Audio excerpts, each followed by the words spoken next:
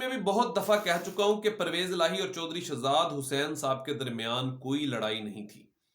یہ محض ایک پلان تھا اور ایک پلان کا حصہ تھا جس کے تحت پرویز الہی صاحب کو وزیر اعلیٰ بنایا گیا. یہ تمام حقائق اپنے آج کے اس ویلوگ میں آپ کے سامنے رکھنے جا رہا ہوں.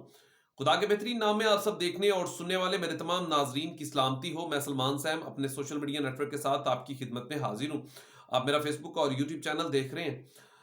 جیسا کہ میں نے آپ کو پہلے بھی کہا اور اکثر میں اپنے ویلوگز میں یہ بات میں کرتا رہتا تھا کہ پرویز الہی صاحب اور چودھری شہزاد حسین کے درمیان جو لڑائی ہے وہ لڑائی نہیں بلکہ ایک ماسٹر پلان تھا.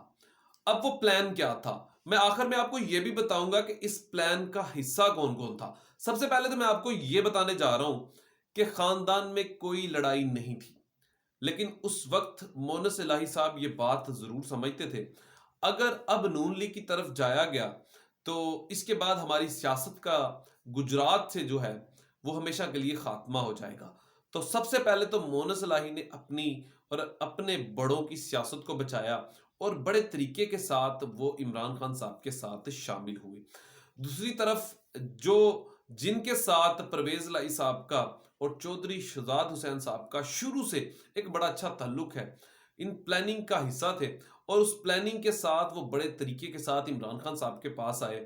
پہلے آپ دیکھ سکتے ہیں کہ کس طریقے سے وہ ماضی میں نون لیگ اور پیپلز پارٹی کے امیدوار بھی تھے اور وزیر اعلیٰ بننے بھی جا رہے تھے. تمام کہہ سکتے ہیں کہ ایک ترکیب جو تھی وہ دے دی گئی تھی، مٹھائیاں بھی چل چکی تھی، مبارکباد بھی دے دی گئی تھی، لیکن صبح یکدم چودھری پرویز الہی صاحب ان کا ساتھ چھوڑ جاتے ہیں اور وہ عمران خان صاحب کی طرف جا بیٹھتے ہیں. تو ان باتوں کو آپ کو سمجھنا ہوگا. یہ کام اس لیے کیا گیا تھا کہ کسی نہ کسی طریقے اس وقت عمران خان صاحب کو بھی روک لیا جائے، کیونکہ عوامی طاقت اس وقت بھی بہت بڑی تعداد میں عمران خان صاحب کے ساتھ تھی. لیکن یہ بات عمران خان صاحب کے بھی علم میں تھی کہ پرویز الہی بھی ایک پلان کے ذریعے میرے پاس آئے ہیں. اب برا وقت جب آئے گا یا کوئی ٹھیک ٹھاک برا وقت آئے گا تو میں بھی وہ ہمیں چھوڑ بھی سکتے ہیں، اور اس کے نتائج آپ نے پچھلے 2 دن پہلے دیکھ بھی لیے.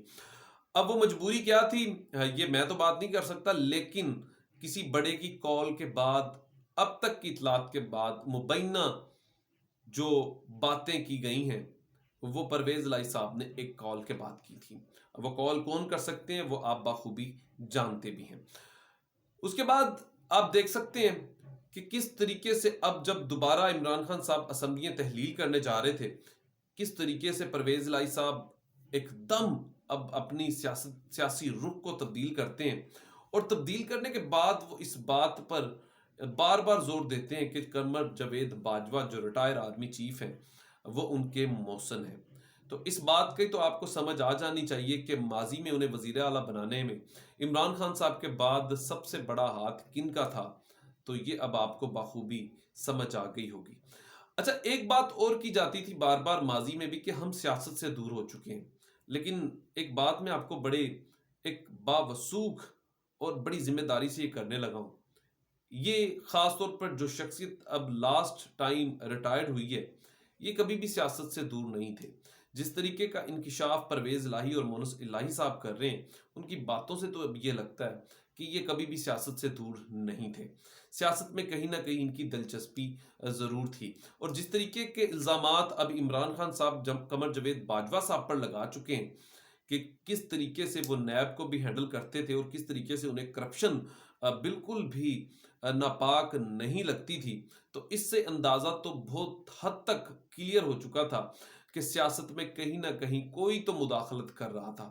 لیکن عمران خان صاحب ان کے ریٹائر ہونے کے بعد جس طریقے سے کھل کر اب سامنے آئے ہیں تو اس سے ان کی پریشانی میں اب بہت زیادہ اضافہ بھی ہو چکا ہے اور آنے والے وقت میں مزید ہونے جا رہا ہے.